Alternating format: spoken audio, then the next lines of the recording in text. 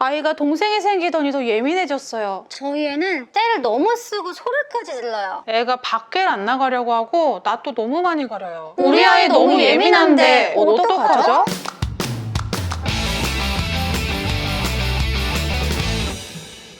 안녕하세요. 똑똑한 엄마들의 똑똑한 TV 맘똑TV. 오늘은 복잡해 보이는 아이들의 심리 상태에 부모님의 마음까지 혼란스러워져 답답할 때 예민한 아이를 잘 키울 수 있는 방법을 알려드리는 책 한 권을 소개해드리려고 합니다. 바로 서울대 보라매병원 소아정신과 최치연 교수의 예민한 아이 잘 키우는 법이라는 책인데요. 오늘 영상을 보시고 책에 대한 기대평을 댓글로 남겨주시면 예민한 아이 잘 키우는 법, 그리고 산만한 아이 집중력 키우는 법, 이 책을 추첨을 통하여 구독자분들께 전달드릴 수 있는 이벤트도 진행하고 있으니 자세한 내용은 더보기란을 참고해주세요. 지금 아이를 키우는 부모님들, 우리 아이는 좀 예민한 것 같은데 왜 이렇게 예민하지? 예민한 거 좀 고칠 수 없나? 한 적 있으신가요? 저도 현재 5살 아들을 키우며 종종 아이의 예민한 모습을 보며 걱정스러웠던 적들이 꽤 있었는데요. 자기 뜻대로 되지 않으면 쉽게 운다거나 작은 일에도 짜증을 내며 소리를 지른다거나 하는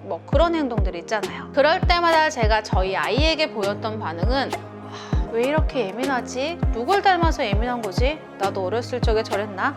이대로 둬도 괜찮은 걸까? 하며 아이의 예민함을 마치 큰 걱정거리로 생각했던 것 같아요. 일단 많은 부모님들께서 흔히 하는 착오 중 하나가 예민한 아이들에게서 보이는 부정적인 행동들을 보고 예민함이라는 성격 자체를 나쁘다고 생각하는 것인데요. 예민한 사람은 선천적으로 같은 소리라도 더 깜짝 놀래하고 같은 통증이라도 더 아파하고 작은 자극에도 반응하는 수신 기능이 발달해 있다고 합니다. 이 발달된 수신 기능은 자극을 더 많이 받고 그 자극을 더 크게 반응한다는 예민함이라는 기질일 뿐 예민함 자체가 성격의 좋고 나쁘고의 기준은 아니라는 거죠. 그런데 여기서 예민한 어른과 아이가 같은 발달된 수신 기능을 갖고 있다 하더라도 다른 점이 하나 있는데요. 어른들은 예민함으로 인한 감정들이 자신의 행동에 어떤 영향을 끼칠지 예상할 수 있고 충분히 컨트롤할 수 있는 반면 아이들은 아직 기질적인 성격을 조절하는데 어른들과 비교해서 아직 미성숙하고 서툴다는 거예요. 이렇게 예민함을 조절하지 못한 아이들에게서는 부정적인 모습들이 나타납니다. 앞서 말했던 소리를 지르거나 짜증을 내면서 운다거나 참을성이 없고 신중하지 못한 그런 행동들 말이죠. 보통 아이들의 이런 모습을 본 부모의 반응은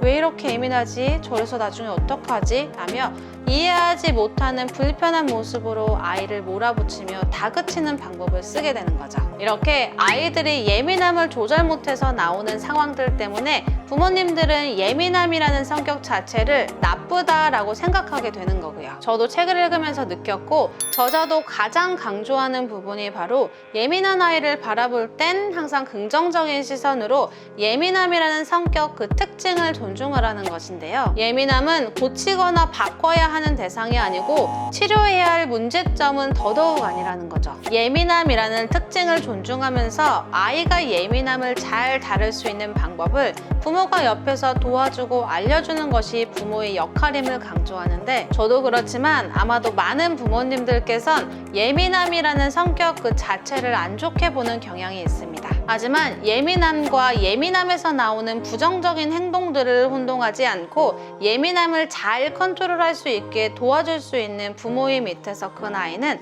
누구 못지않게 자신감 있고 행복하게 자랄 수 있습니다. 그리고 이것을 잘 컨트롤하게 되어 장점으로 승화시키면 다른 사람보다 더 섬세하고 예술적으로 뛰어난 사람으로 성장할 수 있고요. 예민한 아이뿐만 아니라 어느 아이든지 긴장을 느낄 수 있지만 예민한 아이들은 아까 말한 수신 기능이 발달해서 보통의 긴장감보다 더 많은 긴장을 느낄 수 있어요. 하지만 부모는 그런 아이를 긴장을 느끼지 않는 아이로 만드는 것을 목표로 삼아서는 안 됩니다. 시간이 지나면 자연스럽게 불안감이 줄어든다는 사실과 긴장을 스스로 풀 수 있도록 예민함을 조절할 수 있는 방법을 알려줘야 되는데요. 예민함을 긍정적으로 받아들이고 잘 다룰 수 있는 아이로 키우는 것, 그것이 바로 저자가 말하는 예민한 아이를 키우는 부모의 역할인 것입니다. 그럼 부모는 아이에게 예민함을 컨트롤하는 방법과 긍정적으로 받아들일 수 있게 어떻게 도와줄 수 있을까요? 저자는 예민한 아이를 잘 키우는 부모의 역할과 그 역할을 통해 아이가 예민함을 재능으로 키우는 법을 3장과 4장을 통해 말하고 있습니다. 그 중에서 제가 이 책을 읽고 저희 아이에게 바로 대입할 수 있었던 부분이 안정감을 주는 것과 공감을 해주는 것이었는데요. 아이가 예민함을 잘 다루지 못하고 불안감을 느낄 때 찾아간 엄마 아빠에게서 안정감을 느끼게 하는 것이 중요하다는 것입니다. 보통 부모들은 아이가 부모로부터 떨어지는 것을 싫어할 때나 일정한 자극해주는 소리에 힘들어할 때 또는 특정 상황에서 창피함을 너무 느껴 아이가 부모 등 뒤에만 숨으려고 할 때 등등 아이에게 그 상황을 억지로 참으라고 하면서 종종 앞으로 내모는 경우가 있잖아요. 하지만 아이를 억지로 떼어내지 말고 특정한 상황에서 힘들어하는 아이에게 참으라고만 하지 말라는 것이죠. 아이를 강하게 키워야 한다는 조급한 생각에 힘들고 불안한 아이를 그대로 놓아버리지 말고 예민하고 불안한 아이에게 부모가 할 수 있는 최고의 역할인 안정감을 주는 거예요. 다시 말해서 아이에게 스트레스를 줄 수 있는 상황을 굳이 억지로 이겨내게 해서는 안 되고 불필요한 스트레스는 줄임으로써 아이에게 안정감을 주게 되면 한 번 더 용기를 갖고 아이 스스로 예민함을 다룰 수 있는 기회를 주게 되는 것이죠. 아이에게 참으라고만 한다면 아이는 자신의 예민함을 부정적으로 받아들일 수 있습니다.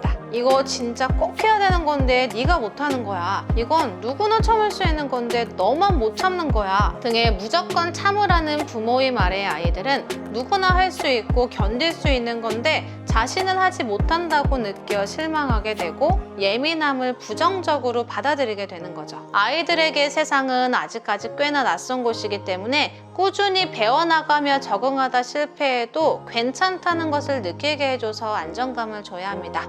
그래야 아이들은 자신의 예민함을 다루는데 다시 도전할 수 있습니다. 저자는 책 속에서 예민함을 큰 산, 그리고 부모의 역할을 베이스 캠프로 비유하고 있는데요. 큰 산을 오르는 중간에 힘들면 베이스 캠프로 돌아가서 잠시 안정감을 찾고 쉬어가듯 아이가 부모를 생각할 때 살면서 힘들 때 돌아가서 쉴 수 있는, 그리고 다시 도전할 수 있는 힘을 충전할 수 있는 그런 존재로 인식되어져야 아이가 예민함을 다루는데 수월하다는 것입니다. 보통 우리 부모님들은 예민한 아이들이 잘 느끼는 불안을 줄여주고 안정감을 주려 할 때 어떻게 하시나요? 저 같은 경우는 얼마 전에 장마가 참 길어서 비도 많이 오고 천둥도 많이 쳤잖아요. 책에서도 저와 같은 경우가 나와 있더라고요. 천둥 소리에 깜짝깜짝 놀라고 무서워하는 아이에게 천둥 소리는 그냥 구름이랑 구름이 꽝 하고 부딪혀서 나는 소리니까 무서워할 필요 없어 라고 설명하면서 단순하게 겁먹지 말라고 이해시킬 생각만 했었는데요. 하지만 예민한 아이의 경우에는 부모의 이런 객관적인 설명으로는 아이의 불안이 줄어들지 않는다고 합니다. 이럴 때는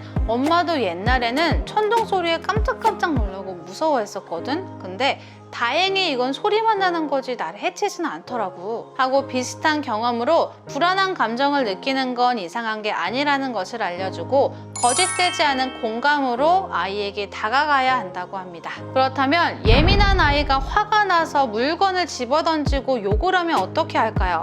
공감을 해줘야 될까요? 감정은 공감하되 행동에는 명확한 한계를 두어야 합니다. 예민한 아이는 처음에 말한 것처럼 자극을 더 크게 받고 짜증도 더 쉽게 낼 수 있습니다. 그래서 부모도 아이가 힘들어하고 자기 맘대로 되지 않으면 답답해할 수 있다는 점은 인정해줘야 합니다. 하지만 화가 난다고 물건을 집어던지거나 욕을 하는 아이의 행동까지 허락돼선 안 되죠. 허용되는 행동과 그렇지 않은 행동의 기준과 한계를 명확하게 알려줘야 합니다. 그러나 예민한 상황에서는 아이나 어른 모두 불안한 감정이 조절되지 않아 아이가 자신을 물거나 핥힐 때, 부모에게 물건을 던지거나 폭력을 보일 때, 또는 친구를 다치게 할 때처럼 부모 혼자 아이를 감당하기 어려울 수 있습니다. 부모가 혼자서 감당이 안 되고 안전에 문제가 되는 상황까지 간다면 기다리는 것보단 아이의 문제 행동을 이해하고 해결하도록 전문가를 찾아가 상담받는 것이 좋다고 저자는 말합니다. 네, 지금까지 예민한 아이 잘 키우는 법에서 나오는 예민한 아이를 키우는 부모님들께서 충분히 경험해 봤을 법한 이야기와 제가 공감이 많이 갔던 부분들을 토대로 영상을 제작해 보았는데요. 저 또한 아이가 예민한 행동들을 제게 보였을 때 아이에게 보였으면 안 되는 행동들을 많이 했더라고요. 특히 아이에게 안 돼! 라는 말을 많이 한 것 같아 아이의 예민함을 나쁘게만 본 것 같아 후회도 되었습니다. 예민한 아이 잘 키우는 법을 통해서 우리 부모님들이 키우는 아이들 중 누구나 가질 수 있는 예민함은 부정적 편견이 아닌 특별한 선물로 바라보고 아이들이 잘 컨트롤할 수 있게 도와준다면 그런 아이들은 나중에 자신의 예민함을 특별한 재능으로 알고 행복하게 성장할 수 있으리라 믿습니다. 앞으로 부모로서의 역할을 어떻게 다잡아야 할지, 그리고 이제 막 아이를 출산한 부모님들과 우리 아이가 좀 예민한 것 같다라고 느끼는 분들에게 이 책이 많은 도움이 되길 바라며 오늘 영상 마치겠습니다. 감사합니다.